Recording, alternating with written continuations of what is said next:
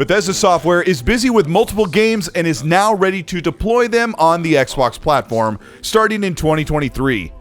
Recently, Todd Howard and the development team have spoken up about their latest major franchise in partnership with LucasFilm, Indiana Jones.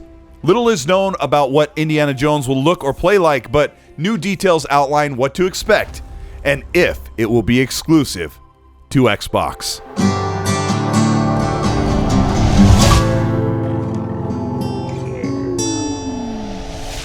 This is Colteastwood. Yes, I'm wearing my quintessential Todd Howard leather jacket for this one.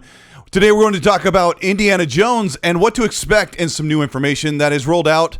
And if you end up enjoying this video, let me know by liking and subscribing to the channel. Hit the bell to be notified of new weekly content. And let's talk about Todd Howard, all of the hires they're doing, and what's to expect for Indiana Jones.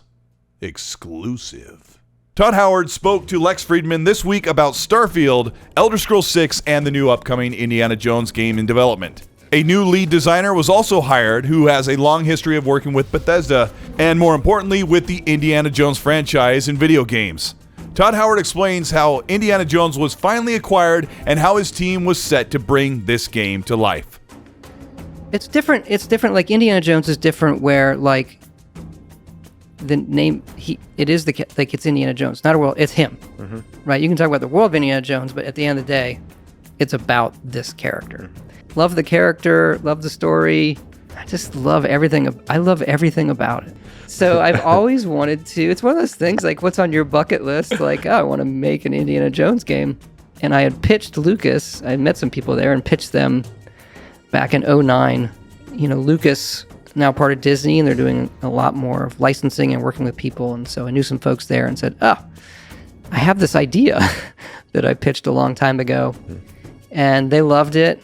The internal team that I had not only didn't have the time, they probably weren't as good a fit as Machine Games, who's done the Wolfenstein series, who is the perfect fit for this game with storytelling and how they record it. And it's awesome. They're just doing an incredible job with that game. People are going to be, if you like Indiana Jones, it is a definite love letter to Indiana Jones and everything with it.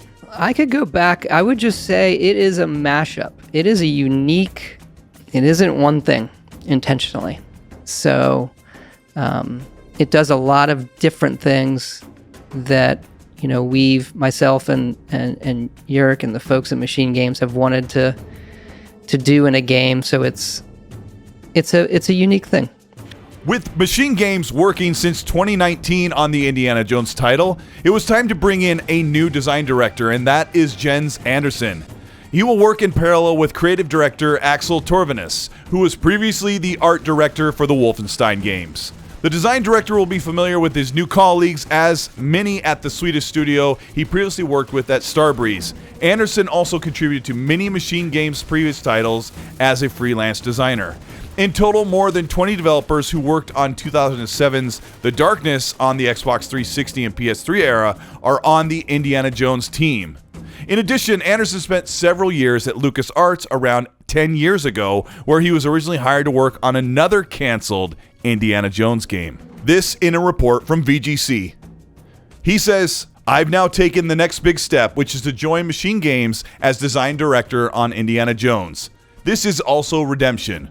When I accepted the offer to go to San Francisco in 2009, it was to lead the design on an Indiana Jones game, but that game got canceled before I even got there. Now I get a chance to do what I originally hoped to do, but this time I will get to do it with some of my oldest and best friends. Joining Machine Games is like coming home. Amazing people I worked with during Riddick and Darkness, but also teaming with new ones, whose talent daily blow me away. I'm so excited about what we're building and the way to get to do it, featuring one of the most iconic characters ever, in collaboration with my friends at LucasFilm, published by one of the biggest publishers in the world, and doing it at an amazing studio like Machine Games.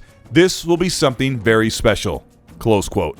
What does Indiana Jones game look like? What will it play like? It is most likely a third-person action-adventure game, despite Machine Games' expertise in the first-person shooting mechanics like Wolfenstein. Indiana Jones is set in 1943, just after the events of the first Raiders of the Lost Ark movie, in the prime era of his adventures. The trailer left a few clues behind that most people missed in this Twitter-only post that made its way across the internet. The clue is an orange flight ticket for Indiana, giving evidence that he is en route to Rome on a date of October 21st, 1937, proving that the game will not be a continuation, but take place in the early years of Indiana's life of archaeology and adventure, a year after the Lost Ark. According to games industry insiders, an exclusive Indiana Jones game on Xbox is not implausible, as licensing agreements are not always dependent on being multi-platform. In other words, franchise owners of IPs like LucasFilms are more concerned with the quality and the honor of the source material and agreed payment, not where the game is available. With Xbox footing the bill for partnership and development, you can be assured that Xbox has paid for exclusivity of some kind to draw customers to their ecosystem, console, and the Game Pass subscription. But also, Phil Spencer has been on record to say they are not interested in acquiring or buying other franchises that they did not create. So it's very possible that if in the clause in agreement with Lucasfilm that the game come out on PlayStation, Xbox, and PC, that Xbox will continue to honor what that previous contract says and put the game on all platforms. Since Indiana Jones started development in early 2019, 3 years ago, the typical development cycle of 5 to 6 years would put the expectation for release somewhere around 2024 or 2025. Knowing that there is a pedigree of first-person, semi-linear shooters from Machine Games gives us an insight to what half of the game may play like, with an option to play in first-person and also third-person. And especially with Todd Howard iterating that the game mixes many genres and many different play styles all in one game. But we've yet to see many games from this studio that are in the third-person perspective. But we've seen major studios take the shift from first to third with great success. One consistency we can rely on is that Indiana Jones and Harrison Ford are synonymous, and creating a new version of Indiana Jones is not likely what Lucasfilm wants to do, especially with the brand new movie coming in June of next year. There is a lot to look forward to, especially on the Xbox platform, that would love to see their very own Tomb Raider or Uncharted-like game materialize as a third-person action-adventure game. The best part about the hype and excitement for seeing this genre return is that we may see a hint of what Indiana Jones looks like as early as next year. This is Colteastwood. Thank you so much for checking out this video. Had a lot of Bethesda games to cover and a lot of news, as Xbox Game Studios are staying a little bit quiet during the regulatory process.